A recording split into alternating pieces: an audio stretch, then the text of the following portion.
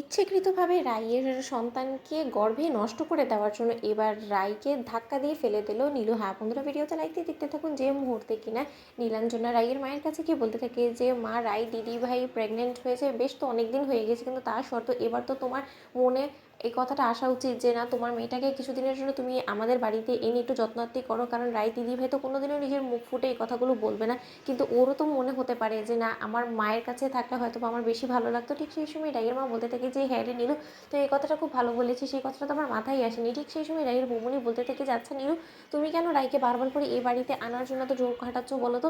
কারণ নতুন কোনো চক্রান্ত করছো নাকি ওর বিরুদ্ধে? ঠিক সেই সময় নীলু বলতে থাকে যে বৌমনি কেন বলো তো, আমি যখনই কিছু রাই দিদি ভাইয়ের জন্য ভাবনা চিন্তা করি তখনই তোমাদের গায়ে তো ফোসকা পড়ে যায় কেন?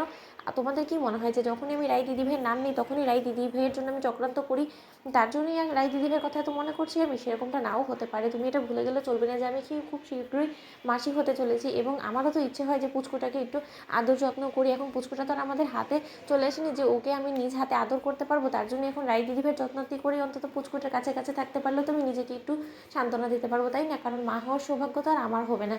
অন্যদিকে রাইয়ের মা বলতে থাকে যে আচ্ছা হয়েছে হয়েছে, এত কথা বাড়িয়ে লাভ নেই, আমি আজকেই রাইকে ফোন করে বলছি। অন্যদিকে রাইকে বলা মাত্রই রাই বলতে থাকে যে মা, সত্যি বলতে আমারও বেশ কয়েকদিন ধরে ইচ্ছে হচ্ছিলো যে তোমার কাছে থাকি, তোমার সাথে কিছু কথা বলি। আমার কেন জানি না মনটা বড্ড বেশি ইদানিং খারাপ যাচ্ছে, জানো তো? ঠিক সেই সময় রাইয়ের মা বলতে থাকে যে তাহলে এবারই তো সকলে তোর কথাই বারবার করে বলছে, তোর দাদা ভাই থেকে শুরু করে তোর বৌমনির সকলেই চাইছে যে তুই কয়েকটা দিনের জন্য এ বাড়িতে এসে থাক।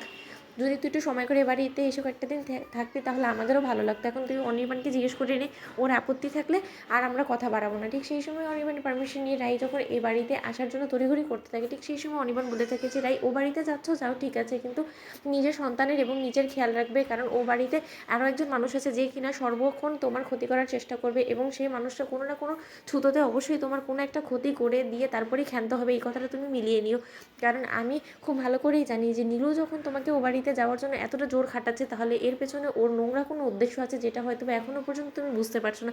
তাই তোমাকে বলছি যে আমার সন্তানের কোনো রকম কোনো আঘাত আসুক, সেটা আমি কোনো মতেই চাই না। তাই আমি এক পর্যায়ে তোমাকে পারমিশনও দিচ্ছিলাম না, কিন্তু তোমার জেদের কাছে হার মেনে আমি বাধ্য হয়েছি তোমাকে পারমিশন দেওয়ার জন্য। তাই তোমাকে বলছি যে তুমি নিজের এবং নিজের সন্তানের খেয়াল তোমাকেই রাখতে হবে। ও বাড়িতে সকলের নজরে নজরে রাখলেও কি, কিন্তু তার শর্ত তুমি যদি নিজে থেকে একটু সাবধানতা না অবলম্বন করো, তাহলে যে কোনো সময় যে কোনো বড় ধরনের ক্ষতি হয়ে যেতে পারে আমাদের সন্তানের। তুমি তো খুব ভালো করে জানো যে এই সন্তানটা আমার জন্য ঠিক কতটা ইম্পর্ট্যান্ট। তাই আমার জন্য হলেও প্লিজ তুমি একটু সাবধানে থেকো, নীলুর কাছ থেকে একটু দূরে থাকার চেষ্টা করো। ঠিক সেই সময় রাই বলতে থাকে যে অনির্বাণ, তুমি শুধু শুধু নীলুকে নিয়ে এত ঘাবড়াচ্ছ।